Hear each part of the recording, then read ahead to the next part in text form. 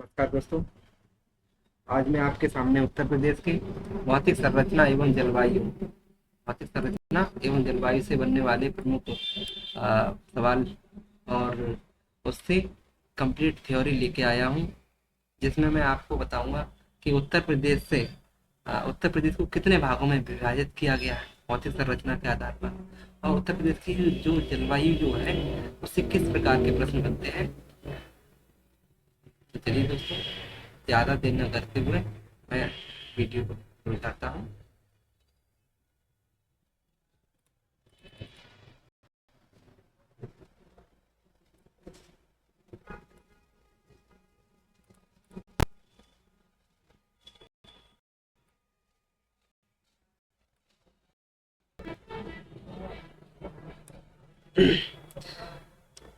उत्तर प्रदेश भारत के उत्तर मध्य में स्थित उत्तर प्रदेश जो है अपना उत्तर प्रदेश भारत के उत्तर मध्य में अवस्थित एक सीमांत राज्य है। कैसा राज्य है दोस्तों? सीमांत राज्य है, जिसकी ग्लोब पर स्थिति 23:52 उत्तरी अक्षांश से 31:28 उत्तरी अक्षांश तक है और 77:05 पूर्वी देशांतर से 84:38 पूर्वी देशांतर के मध्य है के मध्य है। अगर हम बात करें कि पूर्व से पश्चिम तक इसकी लंबाई पूर्व से पश्चिम तक की लंबाई कितनी है? पूर्व से पश्चिम तक कितनी लंबाई है? 650 किलोमीटर। और उत्तर से दक्षिण तक की लंबाई 240 किलोमीटर है। इसका संपूर्ण क्षेत्रफल की अगर बात करें तो उत्तर प्रदेश का संपूर्ण क्षेत्रफल कितना है? तो 2,40,928 वर्ग किलोमीटर, जो कि भारत के संपूर्ण क्षेत्रफल का 7.33% है। आपसे इस प्रकार के प्रश्न पूछे जाएंगे कि उत्तर प्रदेश का क्षेत्रफल कितना है। पहला प्रश्न है आपका, उत्तर प्रदेश का क्षेत्रफल कितना है? 2,40,928 वर्ग किलोमीटर। अगर पूछा जाए कि संपूर्ण क्षेत्रफल जो है उत्तर प्रदेश का भारत के क्षेत्रफल का कितना प्रतिशत है, परसेंट में पूछा जाए आपसे, तो 7.33% है। अगर पूछा जाए कि उत्तर प्रदेश जो है अपना उत्तर प्रदेश दोस्तों ड्रॉ कर रहे हैं हम। ये उत्तर प्रदेश ये आपका उत्तर प्रदेश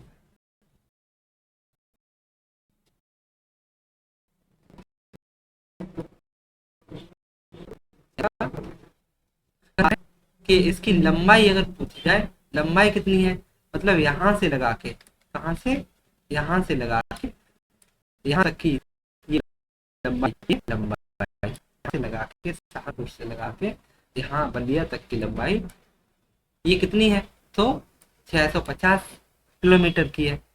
अगर चौड़ाई पूछ ली जाए कि ये चौड़ाई कितनी है आपकी, चौड़ाई यहाँ से लगा के यहाँ तक, ये वाली ये चौड़ाई लगा के यहाँ तक चौड़ाई कितनी है? 240 किलोमीटर। समझ गए होंगे दोस्तों लंबाई कैसे निकाली जाती है। ये वाली लंबाई और ये चौड़ाई है। लंबाई है आपकी 650 किलोमीटर और ये चौड़ाई है आपकी 240 किलोमीटर। देश के 3 राज्य क्रम से राजस्थान, मध्य प्रदेश और महाराष्ट्र क्षेत्रफल में उत्तर प्रदेश से अधिक है। मतलब अपना उत्तर प्रदेश अगर क्षेत्रफल में आपसे पूछा जाए तो कौन से स्थान पे है? चौथे स्थान पर है आपका।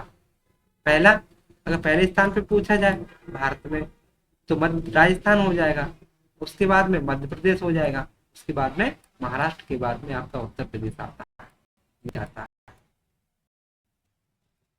समझ गए होंगे। तो अपना क्षेत्रफल पहले स्थान में पूछा जाए तो राजस्थान, मध्य प्रदेश, महाराष्ट्र और उत्तर प्रदेश। चौथे स्थान पर उत्तर प्रदेश का नंबर आता है। उत्तर प्रदेश नेपाल और उत्तराखंड की सीमाएं सीमाएं उत्तर से पश्चिम, कौन सी दिशा से? उत्तर से पश्चिम। और हिमालय प्रदेश की सीमाएं पश्चिम से हरियाणा, पश्चिम में हरियाणा, पश्चिम में कौन सा? पश्चिम में हरियाणा, पश्चिम में हरियाणा। दिल्ली और राजस्थान की सीमाएं दक्षिण में मध्य प्रदेश, दक्षिण में मध्य प्रदेश, और दक्षिण पूर्व में छत्तीसगढ़, और पूर्व में बिहार, पूर्व में बिहार और झारखंड, पूर्व में बिहार और झारखंड की सीमाएं उत्तर प्रदेश को स्पर्श करती हैं। आप यहाँ पे उत्तर प्रदेश का नक्शा जो हमने अभी ड्रॉ किया है, आपसे पूछा जाए ये पूर्व दिशा है, दिशा 204 होती है आपकी, आपकी क्या कौन सी दिशा है? ये ईस्ट है। ये वाली दिशा कौन सी है? ये नॉर्थ है। और ये वाली दिशा साउथ है। आपसे पूछा जाए कि ये वाली यहाँ पे कौन सा राज्य? ये बिहार है। ये कौन सा राज्य है? बिहार है।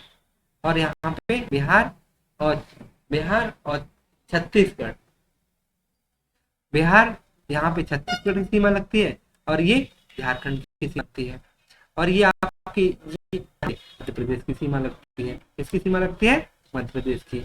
अगर इस इधर पूछा जाए तो ये आपकी राजस्थान से सीमा लगती है, राजस्थान से। अगर ये वाला पूछा है तो ये उत्तराखंड से सीमा लगी है। अगर यहाँ पे ये वाला यहाँ तक की कौन सा? ये नेपाल देश है। एकदम मात्र इंटरनेशनल सीमा साझा करता है उत्तर प्रदेश, है ना? तो आप समझ गए होंगे दोस्तों। चलिए, उत्तर प्रदेश की सीमाओं को यदि प्राकृतिक दृष्टि से देखा जाए तो उत्तर में हिमालय की शिवालिक है। उत्तर में कौन सा है? क्या चीज है? शिवालिक है, शिवालिक श्रेणियां हैं। उत्तराखंड नेपाल में फैली हुई है, और पश्चिमी और दक्षिणी पश्चिमी कौन सी दिशा? दक्षिणी पश्चिमी। और दक्षिण में यमुना नदी, दक्षिण में यमुना नदी और विंध्य श्रेणियां, और पूर्व में गंडक नदी है। आपसे पूछा जा रहा है कि अपना ये उत्तर प्रदेश है, ये उत्तर प्रदेश आपका, ये उत्तर प्रदेश। ठीक, तो आपसे ये कहना चाह रहे हैं, इसमें पूछा जाता है कि दक्षिण में ये विंध्याचल कौन सी? ये वाली श्रेणी जो है यहाँ पे विंध्याचल श्रेणी पाई जाती है यहाँ पे, है ना? दक्षिण में कौन सी श्रेणी है? विंध्याचल श्रेणी है। और यहाँ से आके और दक्षिण दिशा में यमुना नदी विंध्य श्रेणी से पूर्व में गंडक नदी है ना? अगला है मानसून। अगला है दोस्तों मानसून।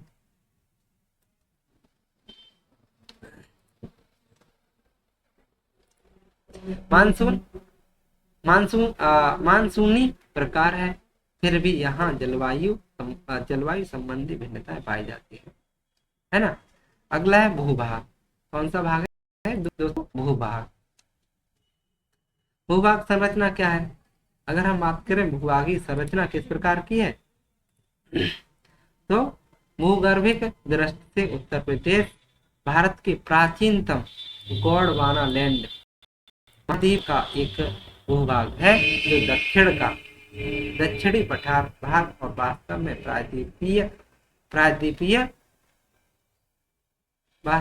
प्रायद्वीपीय भारत का उत्तर की ओर निकला हुआ भाग है। इसका निर्माण कैम्ब्रियन युग में विंध्य क्रम की शैलों से हुआ है। विंध्य क्रम की चट्टानों में जीवाश्मीय अवशेषों का अभाव पाया जाता है। इस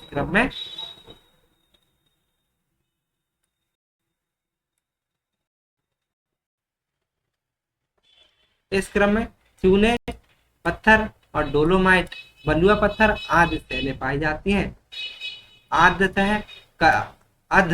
कल्प में निर्मित नीस शैलों को बुंदेलखंड नीस नाम से जाना जाता है, जिसमें लाल और ऑर्थोक्लेज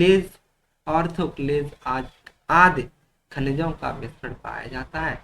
और दक्षिण में विंध्य क्रम और उत्तर में शिवालिक क्रम के मध्य क्षेत्र में गंगा यमुना मैदान विस्तृत है। यह मैदान प्लास्टोसीन युग से आज तक अवसादों से निक्षेपित का परिणाम है। इस मैदान में संचित कांप की परतें बहुत मोटी हैं।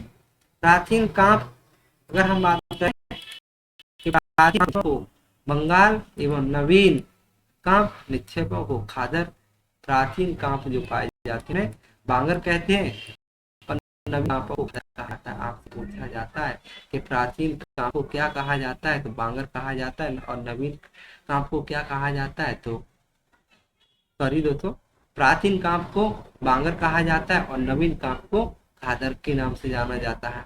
यह देश का बहुत उपजाऊ भाग है। शिवालिक क्रम की पहाड़ियों से जब नदियां गंगा यमुना मैदान में प्रवेश करती हैं तो शुरुआत के कुछ क्षेत्रों में कंकड़ पत्थर और मोटे बालू का निक्षेपित करती हैं। जिन क्षेत्रों तक यह कंकड़ पत्थर और मोटे बालू पाए जाते हैं उनको भांवर कहा जाता है, जो कि एक पतली पट्टी के रूप में भांवर क्षेत्र के बाद महीन अवसाद वाले समतल क्षेत्र को उत्तर क्षेत्र कहा जाता है। इस क्षेत्र में वर्षा अधिक होने के कारण दलदली हो जाती है। यहाँ अधिक पानी चाहने वाली गन्ने और धान की खेती व्यापक पैमाने पर की जाती है। अगर पूछा जाए कि इसमें दो प्रकार के दोस्तों प्रश्न बनते हैं, अगर मिट्टी क्या होती है और खादर मिट्टी क्या होती है। बांगर मिट्टी क्या होती है और खादर मिट्टी आपसे पूछी जाती है। बांगर मिट्टी किसे कहा जाता है, जो प्राचीन मिट्टी बांगर कहा जाता है, और जो नवीन कांप की मिट्टी जो होती है, कांप जो होती है, खादर के नाम से जाना जाता है ना। अगला है दोस्तों,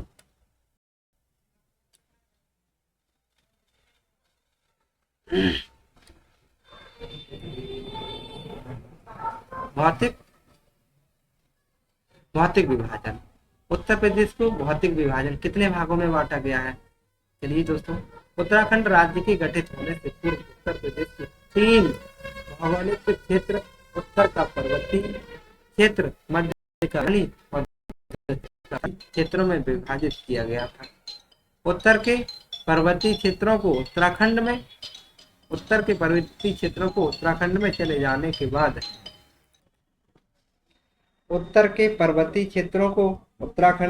जाने के बाद इसे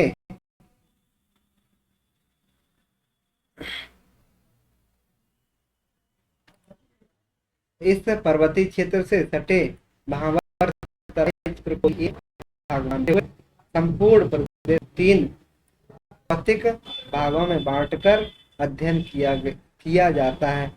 नंबर 1, उत्तर का क्षेत्र और मध्य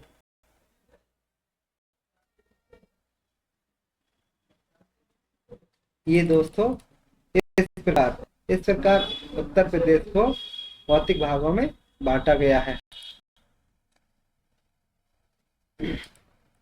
जैसे ये वाला भाग है, जैसे भांवर क्षेत्र, कौन सा भाग, ये वाला भाग आप देख रहे हैं, ये वाला भाग, ये भांवर क्षेत्र कहलाता है, और ये वाला भाग मैदानी क्षेत्र कहलाता है, और ये वाला भाग पठारी क्षेत्र कहलाता है। यहाँ विंध्याचल की पहाड़ियां पाई जाती हैं और यहाँ पे कैमूर की पहाड़ियां पाई जाती हैं, है ना। और इसे आप लोग जानते होंगे कि ये ललितपुर है और ये यहाँ पे सोनभद्र है। तो ललितपुर, आप यहाँ पे ऐसे भी प्रश्न बनता है कि उत्तर प्रदेश का ऐसा कौन सा जिला है जो तीनों तरफ से मध्य प्रदेश से घिरा हुआ है, तो यहाँ पे एकमात्र जिला है ललितपुर का, जो कि उत्तर प्रदेश का जिला है जो मध्य प्रदेश के 3 तरफ से घिरा हुआ है। तो यहाँ पे हम भौतिक विभाजन की बात कर रहे हैं। उत्तर प्रदेश को तो 3 भाग हो गए, भांवर वाला, उत्तर प्रदेश का भांवर क्षेत्र है ना, और मैदानी क्षेत्र, और यहाँ पे पठारी क्षेत्र, और तीसरा है दक्षिण का पठारी क्षेत्र। अब भांवर क्षेत्र क्या है, भांवर क्षेत्र दक्षिण का पठारी पठारी क्षेत्र है। अगला है नंबर 1, भांवर क्षेत्र में बांटा गया था। भांवर और तराई क्षेत्र उत्तर प्रदेश के सबसे उत्तरी क्षेत्र है। कैसे क्षेत्र है? भांवर क्षेत्र उत्तरी क्षेत्र को भांवर क्षेत्र कहा जाता है। यह क्षेत्र तराई क्षेत्र के उत्तरी छोर पर एक पतली पट्टी के रूप में विस्तृत है। इस क्षेत्र का लंबाई में विस्तार सहारनपुर से लेकर कुशीनगर बड़रौना तक है। सहारनपुर के आसपास क्षेत्र में भांवर क्षेत्र के चौड़ाई लगभग 34 किलोमीटर और लेकिन जैसे जैसे पूर्व की ओर बढ़ते हैं चौड़ाई कम होती जाती है। भांवर क्षेत्र की भूमि उबड़ खाबड़ होती है। ये वाला भाग जो है उत्तर प्रदेश के सहारनपुर, ये यहाँ पे जिला कौन सा है आपका? ये सहारनपुर जिला है उत्तर प्रदेश का। यहाँ पे कौन सा जिला है? सहारनपुर। और यहाँ पे आपका जिला है ये कुशीनगर। यहाँ पे कौन सा है? कुशीनगर। तो ये पतली पट्टी के रूप में पाया जाता है भांवर। कौन सा? भांवर और तराई क्षेत्र के नाम से जिसे जानते हैं। और यह उत्तर में जो होता है, उत्तर में ज्यादा चौड़ाई है और ये पूरब की जैसे जैसे बढ़ते जाते हैं इधर इसकी लंबाई कम होती चली जाती है ना। अगला दोस्तों,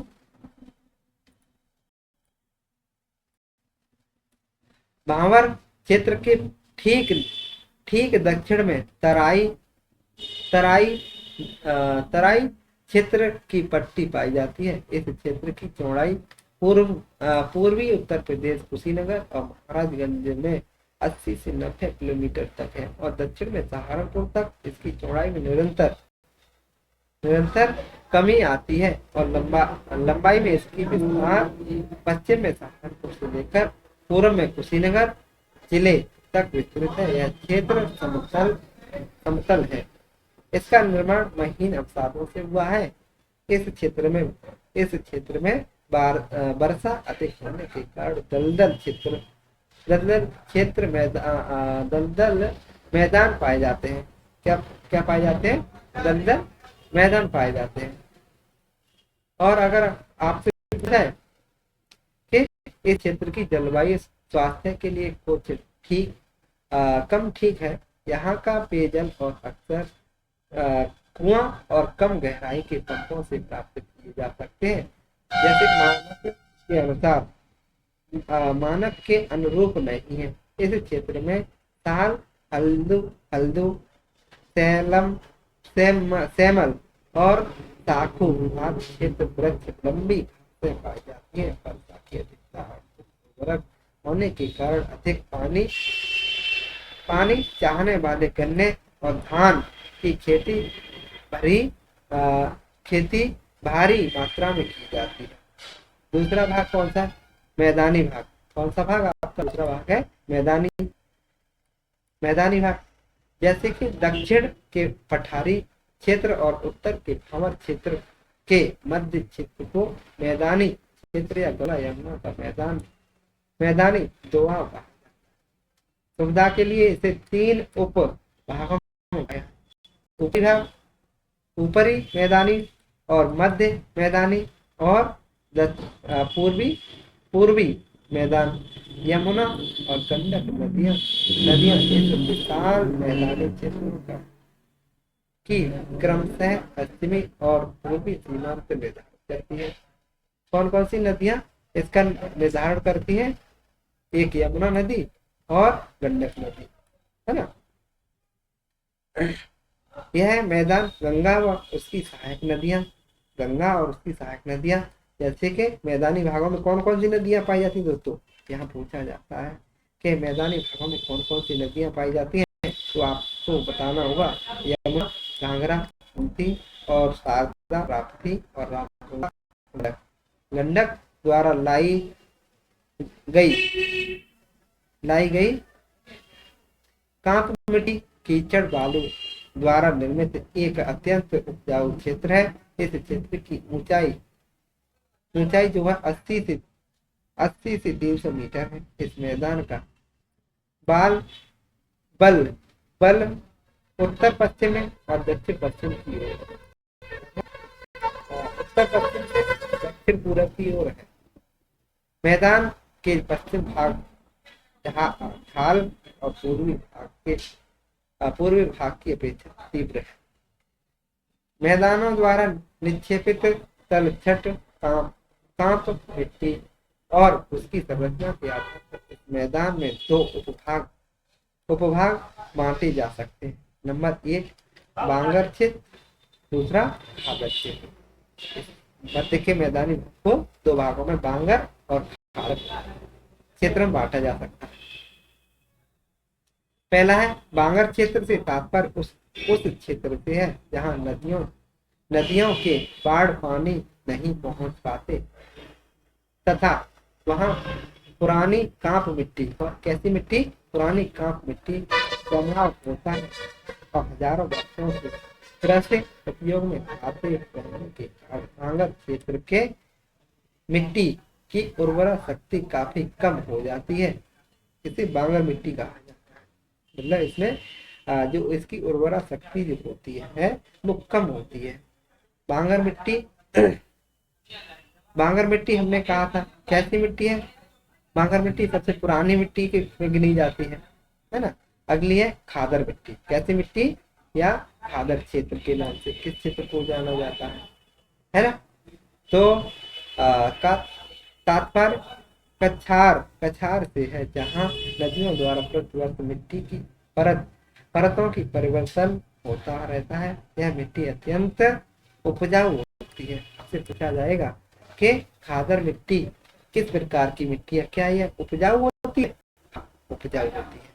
खादर क्षेत्रों में खादर जो क्षेत्र जो होते हैं उसमें नदियों द्वारा अधिक आवरण क्षय होने से बीहड़ के सभी क्षेत्र, कैसे क्षेत्र, बीहड़ के निर्माण होते हैं जैसे यमुना के तटवर्ती बीहड़। अगर पूछा जाए कि यमुना और चंबल के तटवर्ती क्षेत्र क्या कहलाते हैं तो बीहड़ कहलाते हैं। क्या कहलाते हैं? बीहड़ कहलाते हैं। अगला है आपके दोस्तों दक्षिण का पठारी। कैसा, कौन सा? दक्षिण का पठारी क्षेत्र। दक्षिण का पठारी क्षेत्र क्या है? दक्षिण का पठारी क्षेत्र मध्य के मैदान क्षेत्र के ठीक दक्षिण में स्थित है। पहाड़ी पठारी भूभाग वास्तव में दक्षिण के पठार उत्तरी विस्तार है जिसे बुंदेलखंड के नाम से जाना जाता है। आपसे पूछा जाता है कि बुंदेलखंड का पठार उत्तर प्रदेश के किस भाग को कहा जाता है तो उत्तर प्रदेश का दक्षिणी भाग जो होता है वो उससे बुंदेलखंड के अंतर्गत इसको जाना जाता है ना। बुंदेलखंड, इसमें देख लीजिए बुंदेलखंड क्षेत्र में कुछ अंश बघेलखंड का भी शामिल है जिसमें सोनभद्र और सोनपुर व रामगढ़ की पहाड़ियां सोन नदी का क्षेत्र बघेलखंड के अंतर्गत आता है। आपसे पूछा जाएगा कि बघेलखंड में कौन सी नदी बहती है तो आपको बताना पड़ेगा बघेलखंड में सोन नदी बहती है। अगला है इस पठार की ऊंचाई लगभग 300 मीटर लेकिन इसकी कुछ पहाड़ियां 600 मीटर तक ऊंची हैं जैसे मिर्जापुर और सोनभद्र की सोनाकार कैमूर पहाड़ियां। यह पठार प्राचीन चट्टानों और नीच चट्टानों से निर्मित है। प्राय कंकरीली उजाड़ है। पहाड़ियां आवरण क्षय के कारण घर्षित अवस्था अथवा अवशिष्ट रूप में पाई जाती है। इस क्षेत्र की मुख्य नदियां, जो बुंदेलखंडी क्षेत्र की मुख्य नदियां कौन कौन सी हैं आपसे पूछा जाएगा तो दोस्तों आपको बताना होगा। इस क्षेत्र की मुख्य नदियों में चंबल बेतवा जिस चंबल बेतवा केन पठार को काटती हुई यमुना और सोन और टोंस गंगा में मिल जाती है। नदियों की पठारी क्षेत्रों में संकीर्ण घाटियां पाई जाती हैं और पहाड़ों में जल स्रोत मिलते हैं और नदियां अनेक स्थानों पर जल प्रपातों का निर्माण करती हैं। किसका निर्माण करती हैं ये नदियां? जल प्रपातों का निर्माण करती हैं। अगला दोस्तों देख लीजिए,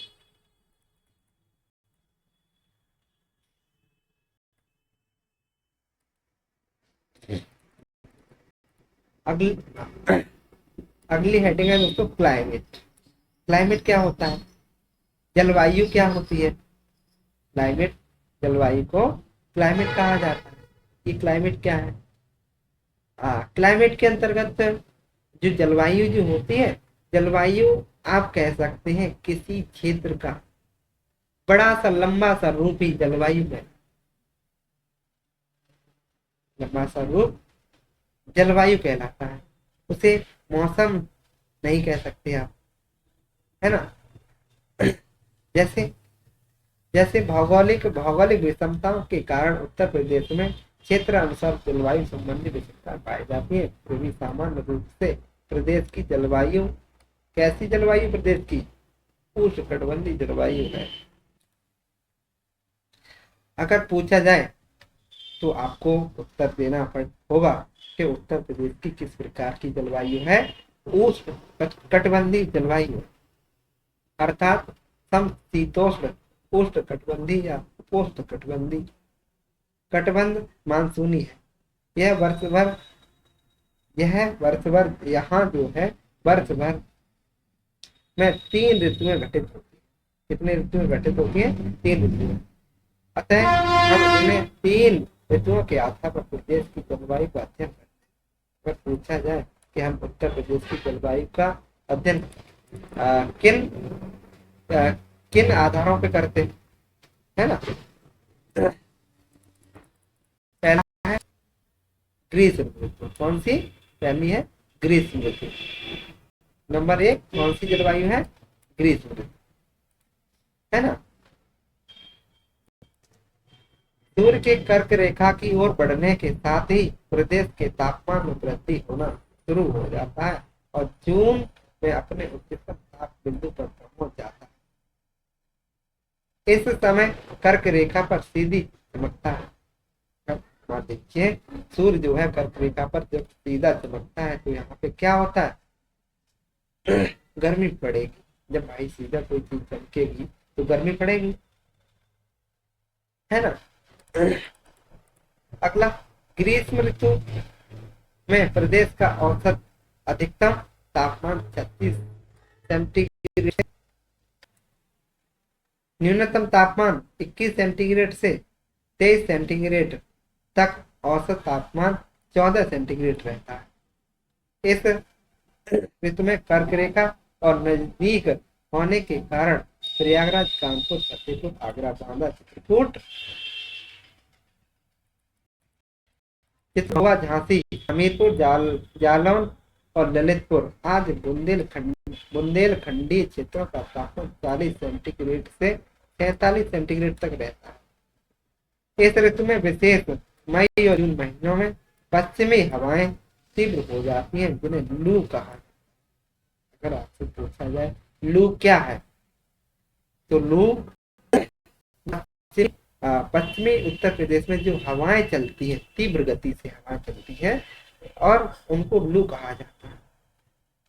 यह कब से कब तक? यह 10 बजे से 5 बजे तक अत्यंत तेज चलने वाली हवा है, वो उसे लू कहा है। अत्यंत गर्म होती है। कैसी हवाएं होती हैं? ये अत्यंत गर्म हवा होती है और शरीर को झुलसा देती है। कभी कभी इन शुष्क हवाओं में सामुद्रिक हवाएं मिल जाती हैं। परिणाम स्वरूप इसमें 100 से 115 किलोमीटर वेग से चलने वाले 115 किलोमीटर वेग से चलने वाले तूफान, धूल भरी आंधियां आती है। क्या आती है? धूल भरी आंधियां आ जाती है। यद्यपि इस ऋतु में वर्षा ऋतु कम हो जाती है, फिर भी 10 से 25 सेंटीमीटर तक वर्षा होती है। सबसे अधिक गर्मी आगरा और झांसी में पड़ती है। आपसे पूछा जाएगा कि सबसे अधिक गर्मी कहाँ पड़ती है, तो आगरा और झांसी। अगर पूछा जाए कि सबसे कम गर्मी कहाँ पड़ती है, तो बरेली जिले में। कहाँ पे? बरेली जिले में, है ना। अगला है नंबर 2। नंबर 2, वर्षा ऋतु। ऋतुओं को हमने 3 भागों में बांटा है दोस्तों। कौन सी? ग्रीष्म ऋतु, दूसरी है वर्षा ऋतु। कौन सी है दूसरी? वर्षा ऋतु। ऋतु में क्या हो रहा है दोस्तों?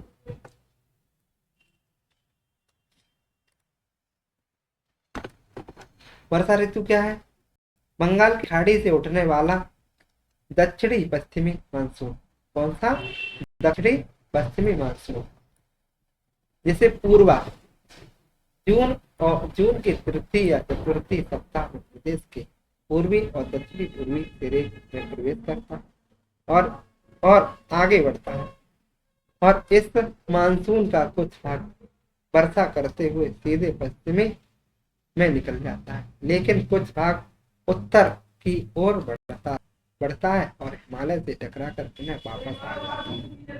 इस वापस होते हुए मानसून से प्रदेश की तराई खूब वर्षा, तो प्रदेश के तराई क्षेत्रों में खूब वर्षा होती है, वर्षा, है ना।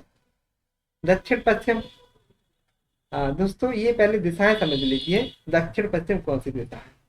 मान लीजिए ये हमारी दिशा 4 होती है, ईस्ट, वेस्ट, नॉर्थ, ये सब। दक्षिण पश्चिम यहाँ पे बोला जा रहा है दोस्तों।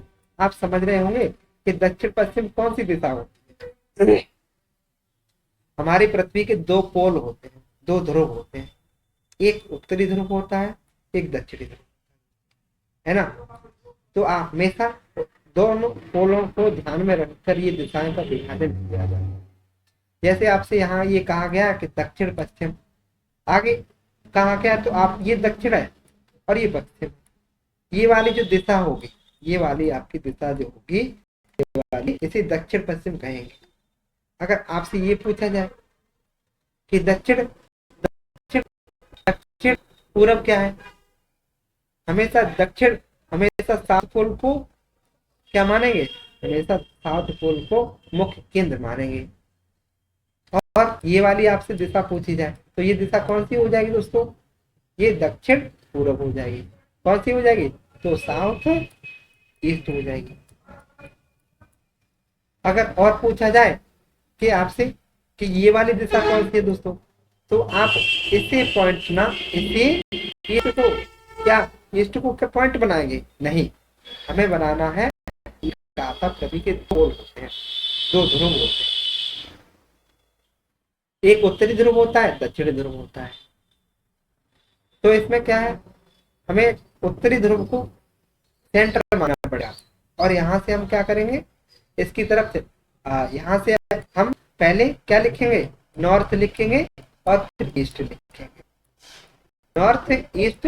नॉर्थ ईस्ट बोलेंगे, उत्तर पूरब बोलेंगे। क्या बोलेंगे? अगर आप ईस्ट, इस दिशा को क्या बोल देते हैं? अगर आप ईस्ट और नॉर्थ बोलते हैं, ईस्ट नॉर्थ बोलते हैं, तो ये आपका गलत मान है। इसे ईस्ट नॉर्थ नहीं कह सकते, आप इसे नॉर्थ ईस्ट बोलेंगे। क्या बोलेंगे? North east. मतलब कि उत्तर पूरब, ये वाली दिशा कौन सी हो जाएगी? उत्तर पूरब। अगर वहीं आपसे पूछ लिया जाए कि ये किस प्रकार की दिशा है, या यहाँ पे आप किस दिशा को, तो आप मान लीजिए पृथ्वी, ये पृथ्वी है हमारी, ये क्या है? पृथ्वी है। इसका उत्तरी ध्रुव, तो उत्तरी ध्रुव को हम सेंटर आएंगे ना, तो उत्तर की पृथ्वी के, ये मान लीजिए ये हमारी पृथ्वी है, पृथ्वी को हमने 2 भागों में विभाजित किया है, तो ऊपर वाली दिशा को पॉइंट क्या मानेंगे? सेंटर मानेंगे ना। ये वाली उत्तर दिशा को सेंटर मानेंगे, किससे? नॉर्थ को। अगर यहाँ से पृथ्वी के इधर इस साइड से चलते तो हम किसको क्या मानते? इसको सेंटर मानते। इसके हिसाब से फिर ये वाली दिशा निकालते, फिर ये वाली दिशा निकालते। लेकिन अभी हम पृथ्वी के उत्तरी भाग में दिशा पूछ रहे हैं, तो यहाँ पे किसको मानेंगे? तो नॉर्थ क्या मानेंगे? North west. ये उत्तर पश्चिम, ये वाली दिशा कौन सी मानी जाएगी? उत्तर पश्चिम, ना कि पश्चिम उत्तर बोलेंगे, है ना। जब लिखेंगे हम तो उत्तर पश्चिम, ये वाली दिशा उत्तर पश्चिम दिशा लिखेंगे।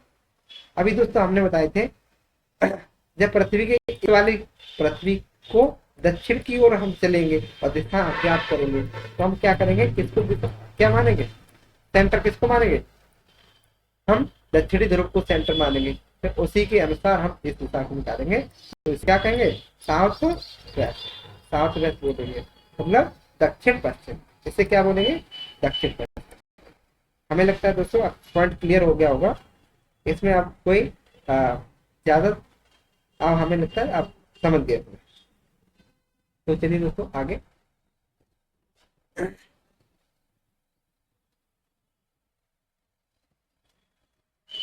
हाँ, प्रदेश में जैसे जैसे हिमालय से दूर होते हैं, जैसे जैसे पूरब, कहाँ, पूरब से पश्चिम, पूरब से यहाँ से इस साइड से पूरब से पश्चिम की ओर बढ़ते हैं, बढ़ता पूरब से पश्चिम की ओर बढ़ते हैं, वैसे वर्षा की मात्रा में कमी आती है, वर्षा की मात्रा में क्या आती है, कमी आती है। ऐसे ही वर्षा अवध में भी कमी आती है और गोरखपुर में सबसे ज्यादा वर्षा होती है। पूछा जाता है कि सबसे उत्तर प्रदेश में सबसे ज्यादा वर्षा कहाँ होती है, तो आपसे पूछा जाएगा तो आपको बताना होगा कि सबसे ज्यादा वर्षा कहाँ होती है, गोरखपुर में। कितने दिन होती है, तो 56 दिन, लगभग 56 दिन की होती है। अगर पश्चिमी उत्तर प्रदेश में पूछा जाए कि पश्चिमी उत्तर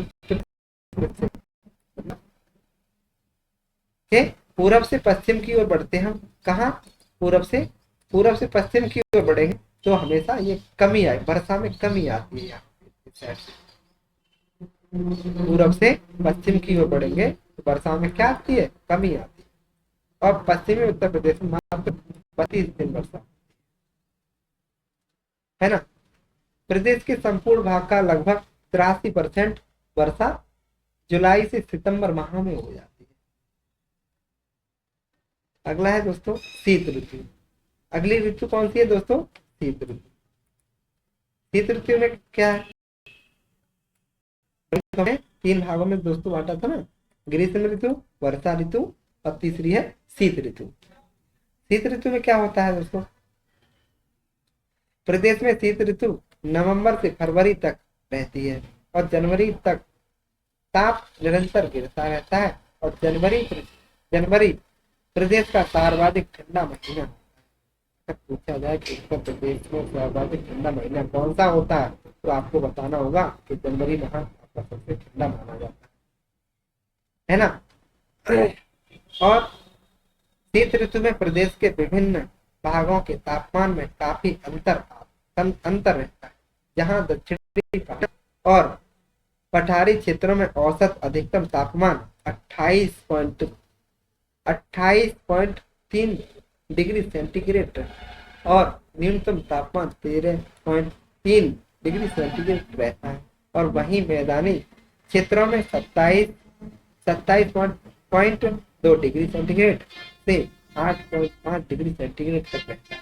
प्रदेश में शीत ऋतु में वर्षा तापमान दक्षिण से, कहां से, दक्षिण से उत्तर की ओर कम हो जाता है। शीत ऋतु में तापमान होता है दक्षिण से उत्तर की ओर कम हो जाता है।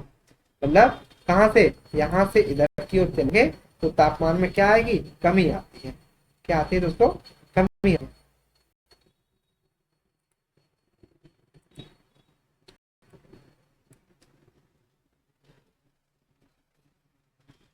उत्तर पश्चिमी जिलों में शीत ऋतु में औसत तापमान अन्य सभी क्षेत्रों से अधिक है, कम लगभग 10 सेंटीग्रेड है। उत्तरांचल में बर्फबारी होने पर इस क्षेत्र में ठंडी और बढ़ जाती है। क्या हो जाता है दोस्तों, ठंडी और बढ़ जाती है।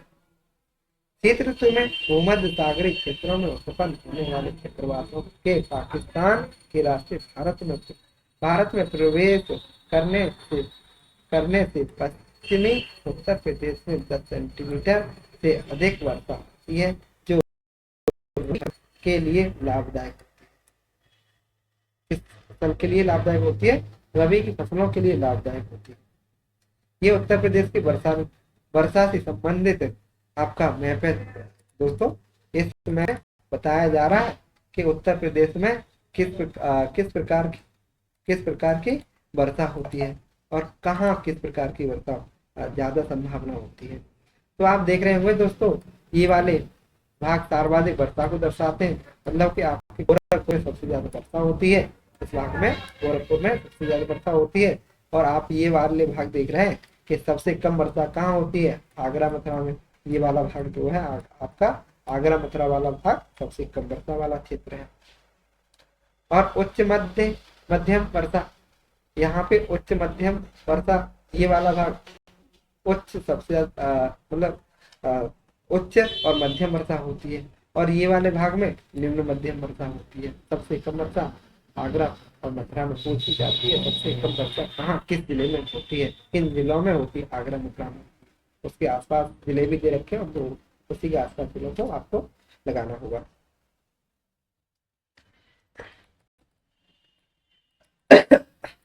अगला है दोस्तों, वर्षा के आधार पर जलवायु वर्गीकरण। कौन सा वर्गीकरण दोस्तों? वर्षा के आधार। प्रदेश को वर्षा के आधार पर भी बांटा गया है। क्या बांटा गया दोस्तों? प्रदेश को जलवायु वर्षा के आधार पर बांटा गया। प्रदेश प्रो स्टाम्प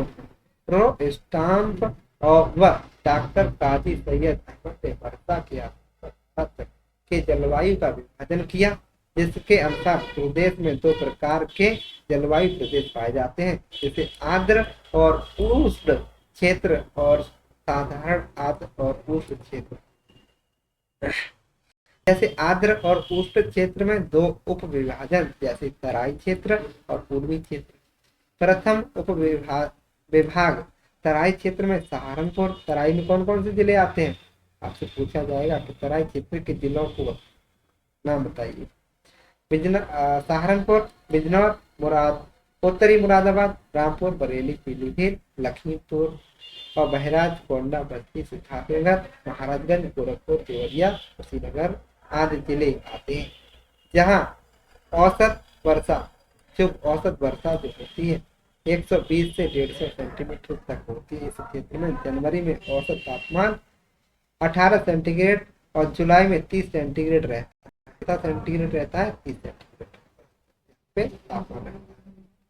साधारण, अगला है साधारण, आर्द्र और उष्ण क्षेत्र में 3 उप विभाग हैं, जैसे मध्यवर्ती मैदानी क्षेत्र, पश्चिमी मैदानी क्षेत्र और बुंदेलखंड का पठारी क्षेत्र।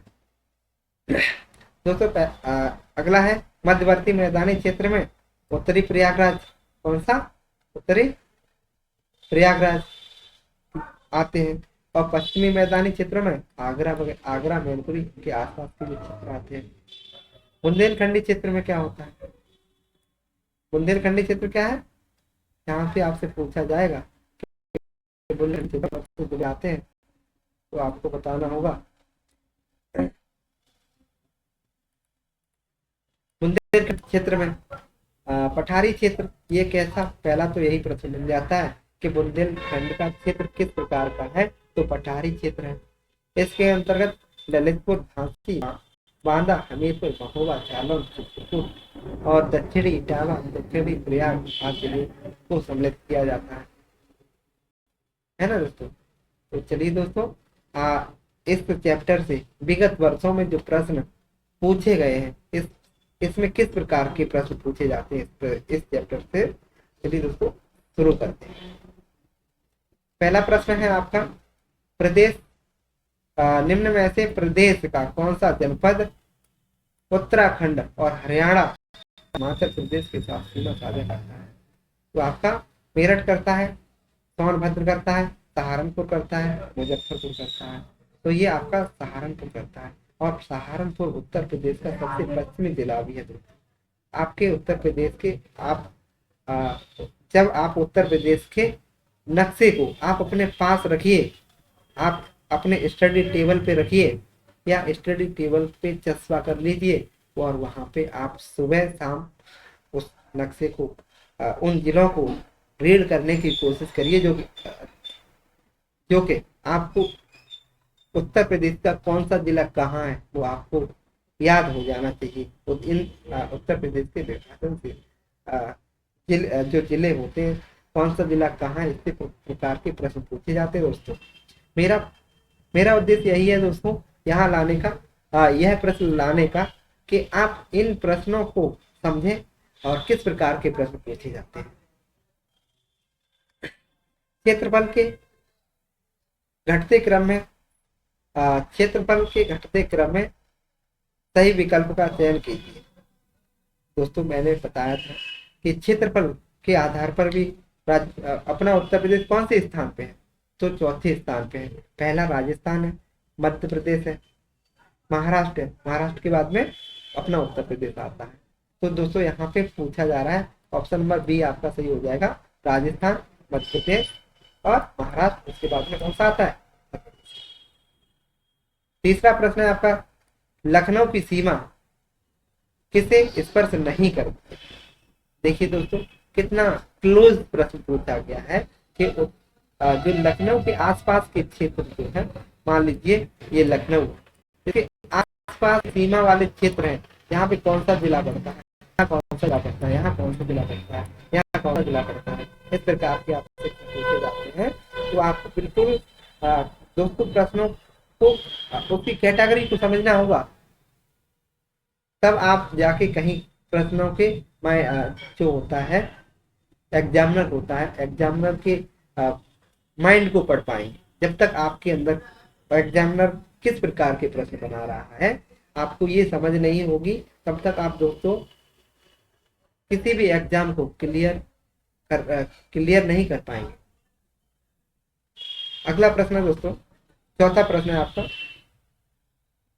पश्चिम में कौन सी नदी काफी हद तक उत्तर प्रदेश की सीमा निर्धारित करती है। मतलब अपना ये उत्तर प्रदेश है दोस्तों, ये मान लीजिए उत्तर प्रदेश, तो पश्चिम में ये वाली सीमा कौन सी नदी ऐसी है यहाँ पे सीमा निर्धारण करती है। तो आपकी कौन सी नदी हो जाएगी दोस्तों, ये यमुना नदी हो जाएगी। कौन सी नदी दोस्तों, कौन सी नदी हो जाएगी, यमुना नदी, है ना।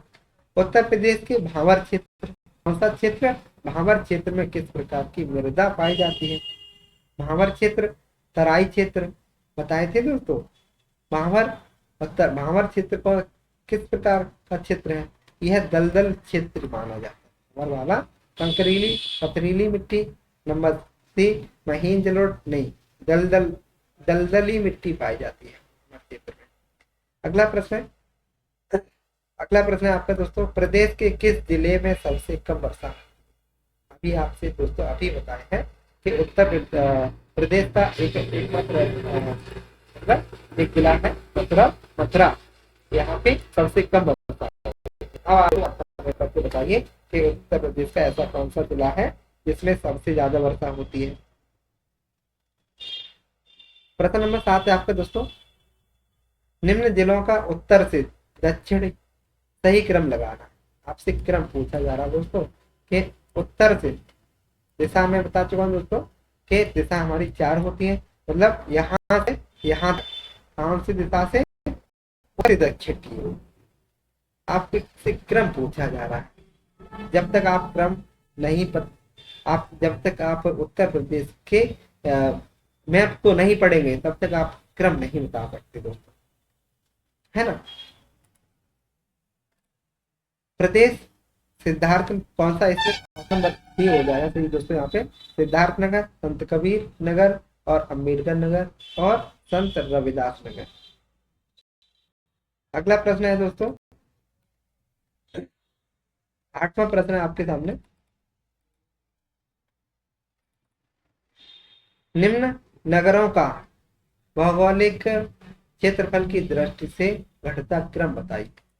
क्या बताना है, जो नगर हैं उत्तर प्रदेश के उनका घटता क्रम पूछा है। वाराणसी, इसका ऑप्शन नंबर डी है, वाराणसी, गौतम बुद्ध नगर, बागपत, भदोही। अगला प्रश्न, 9वां प्रश्न है आपका दोस्तों, प्रदेश के किस जिले में सर्वाधिक वर्षा होती है? अभी दोस्तों हमने आपसे कहा था कि उत्तर प्रदेश का सबसे कम वर्षा वाला जिला आपका मथुरा है, और सबसे ज्यादा वर्षा कहाँ होती है दोस्तों? आपने बताया होगा कमेंट करके कि गोरखपुर में होती है। 10वां प्रश्न है आपको, क्षेत्रफल के बढ़ते क्रम में की दृष्टि से सही क्रम, मतलब बढ़ता क्रम पूछा जा रहा है। गौतम बुद्ध नगर, इसका ऑप्शन नंबर सी है। गौतम बुद्ध नगर, बाराबंकी, मिर्जापुर और सोनभद्र।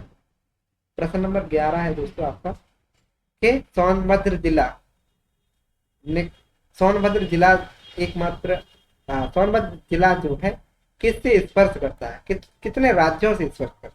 इस प्रकार का भी प्रश्न पूछा गया दोस्तों। तो ये 4 राज्यों से स्पर्श करता है। अपना ये उत्तर प्रदेश है दोस्तों,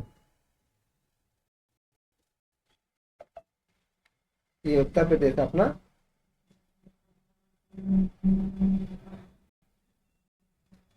ये उत्तर प्रदेश है। तो यहाँ पे एक जिला कौन सा है, कौन सा पूछा? सोनभद्र पूछा जा रहा है। सोनभद्र जिला पूछा जा रहा है। तो 4 राज्यों के साथ में सीमा साझा करता है। कौन सा जिला? सोनभद्र जिला जो है आपका 4 राज्यों से सीमा साझा करता है। ये आपका सोनभद्र है। यहाँ पे मध्य प्रदेश है, यहाँ पे छत्तीसगढ़ है, यहाँ झारखंड है, और यहाँ पे बिहार। जिले हो गए 4 जिले हो गए। तो 4 जिले आपसे पूछे गए। आपका अगला प्रश्न है आपका 12वां प्रश्न है दोस्तों, प्रदेश का वह कौन सा क्षेत्र आद्य कल्प की प्राचीन पर शैलों से, तो कौन सा क्षेत्र है? बुंदेलखंड। कौन सा क्षेत्र? बुंदेलखंड क्षेत्र। अगला प्रश्न है आपका, उत्तर प्रदेश की सीमा नहीं लगती है। उत्तर प्रदेश की सीमा नहीं लगती है। दोस्तों आपसे प्रश्न पूछा जाता है भौगोलिक दृष्टि से कि उत्तर प्रदेश की सीमा कितने राज्यों से लगती है। तो कुल मिला के आपसे पूछा जाए यहाँ तक ये सीमा उत्तर प्रदेश की सीमा कहती है। तो कुल मिला के 9 राज्यों के लगती है। कितने राज्यों के साथ में? 9 राज्यों के साथ में लगती है।